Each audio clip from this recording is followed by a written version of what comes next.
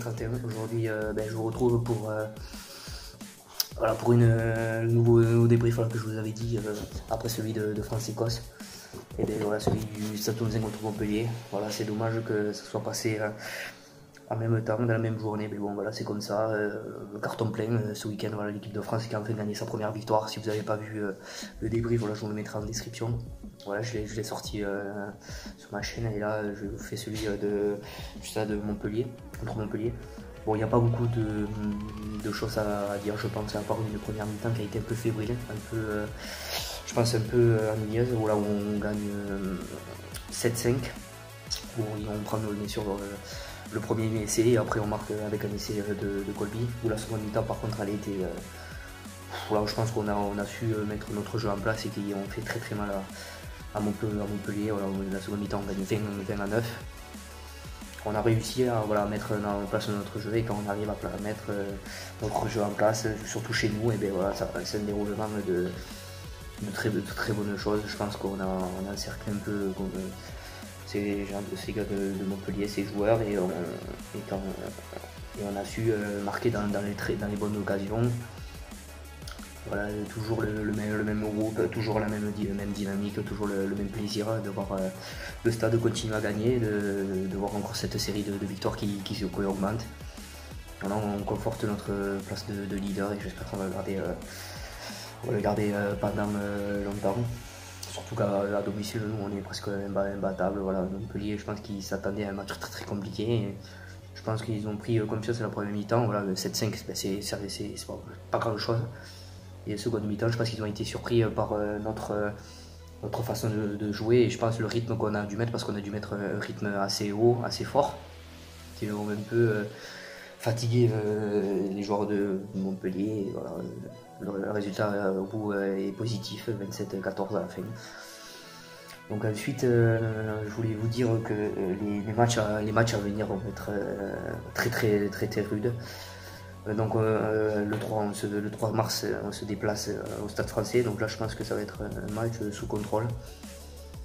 Il faudra pas le prendre à la légère, même si le Stade Français ne sont pas très en forme. Manque d'internationaux comme Benfica, comme Sergio Parisse.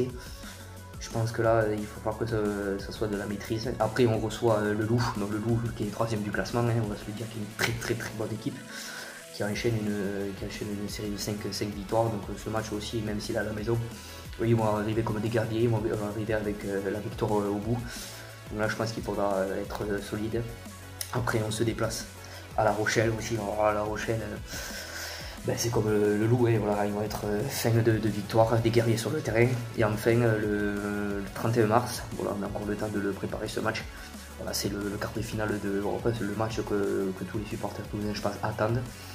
À part bien sûr le championnat, même si on est premier, mais voilà, le quart de finale contre le Racing, on avait déjà fait un petit test là-bas où on a gagné, je ne vais pas dire facilement, mais on a mis la main sur le match, et on a réussi à faire un très bon score.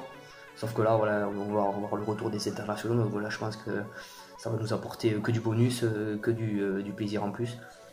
Et voilà, une place de demi-finale, et bien c'est pas rien. On va essayer de préparer ces 4 matchs très importants pour la suite du championnat et pour le match de Coupe d'Europe. Ces matchs vont être très importants, parce que voilà, clairement ils sont 2e du classement, eux aussi ils sont dans une dynamique très positive. Et je pense que ça va être nos dauphins pendant longtemps, parce que malgré l'absence des internationaux, et bien, eux aussi ont un groupe, une cohésion très positive. Ils savent, malgré ces absences, mettre ces tactiques en place avec des remplaçants, je pense, qui sont comme nous, guerriers sur le terrain. À chaque fois qu'ils rentrent, ils montrent leur jeu, ils montrent leur envie de gagner, et ça c'est pareil pour nous. Donc ces matchs vont être très importants, et qu'il ne faudra pas prendre à la légère. Voilà, c'était un petit débrief sur ce match. Voilà, la